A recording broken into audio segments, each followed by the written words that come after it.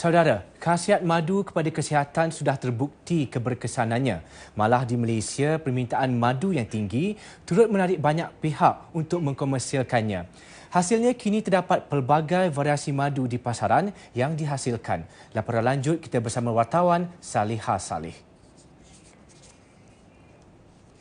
Khasiat madu kepada kesihatan sudah terbukti keberkesanan. Di Malaysia sendiri, permintaan madu yang tinggi turut menarik banyak pihak mengkomersialkannya. Hasilnya, terdapat pelbagai variasi madu di pasaran pada hari ini. Malah, salah satu jenis madu yang begitu aktif dipromosikan sejak 5 tahun kebelakangan ini adalah madu jenis kelulut. Madu ini bukan sahaja mempunyai permintaan yang tinggi, malah harganya di pasaran jauh lebih tinggi berbanding madu lebah komersial yang lain. Ini kerana madu kelulut mempunyai ciri-ciri khasiat yang tinggi yang dapat bertindak sebagai anti radang, anti parasit dan berupaya merawat penyakit berkaitan gusi, gastrik dan ulcer. Malangnya, persaingan sengit mengundang kepada penghasilan madu kelulut tiruan di pasaran. Hampir 80% madu kelulut di pasaran dilaporkan sebagai madu campuran atau sintetik. Ini sekaligus menjejaskan keyakinan pengguna terhadap keaslian madu kelulut. Menyedari akan permasalahan ini, Institut Genom Malaysia dengan kerjasama Akademi Kelulut Malaysia mengambil inisiatif memperkenalkan teknologi baharu dalam mengenal pasti ketulinan madu kelulut. Ia dikenali sebagai teknologi nuklear magnetic resonance atau NMR. NMR adalah inovasi teknologi nuklear yang dapat digunakan untuk menentukan keaslian madu dan mengenal pasti tahap kualiti madu kelulut. Dianggarkan 80% madu berada di pasaran adalah madu tiruan dan 20% adalah madu asli. So kami telah mengambil inisiatif untuk menggunakan platform NMR yang boleh digunakan pakai untuk mengenal pasti pembezakan antara madu tiruan dengan madu asli, dan secara tak langsung kami boleh menambah nilai kepada label penternak madu untuk daripada meletakkan maklumat yang biasa seperti sugar content kepada maklumat metabolite. Secara tak langsung boleh menambah nilai label tersebut dan seterusnya meningkatkan keyakinan untuk pembeli untuk membeli madu tersebut. Metabolik merupakan sejenis bahan kimia atau bahan aktif yang terdapat dalam madu kelulut itu sendiri. Lagi banyak kandungan metabolik ini bermakna lebih tinggi kualiti madu kelulut tersebut.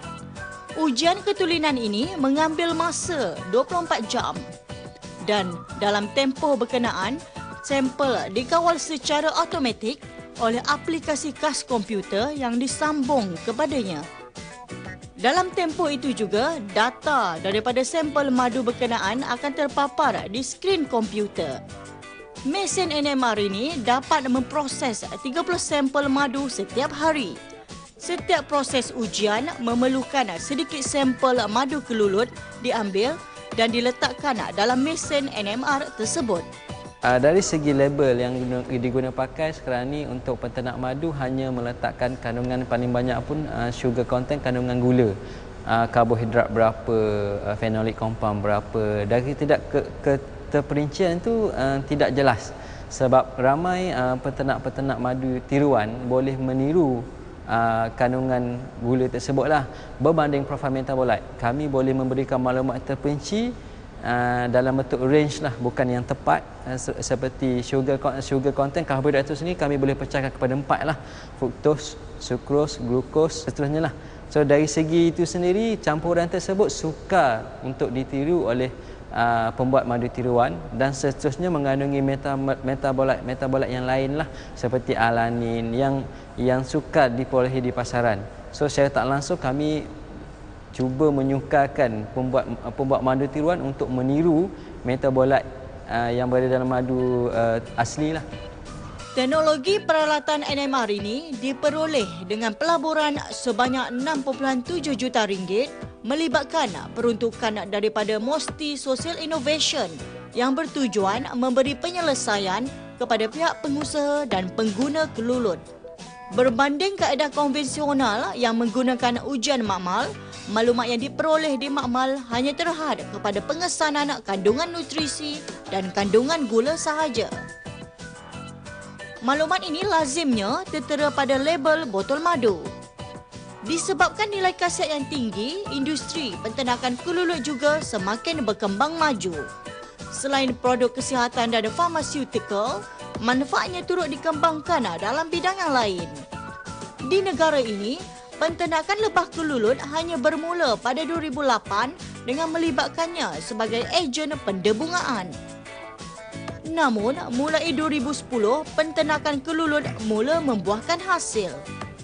Faktor iklim khatulistiwa juga dilihat menggalakkan lagi perkembangan lebah kelulut ini. Di Malaysia, terdapat lebih 30 spesies kelulut yang telah ditemui oleh para penyelidik. Istimewanya, lebah kelulut ini bukan sahaja tidak mempunyai sengat, malah ia menghasilkan madu dengan rasa yang eksotik yang tidak terdapat pada madu-madu biasa yang lain.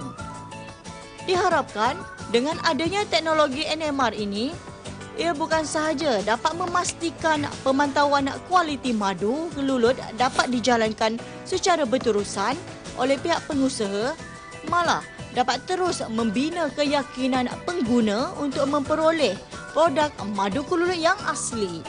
Ini penting bagi terus menggalakkan lagi perkembangan positif industri madu kelulut negara.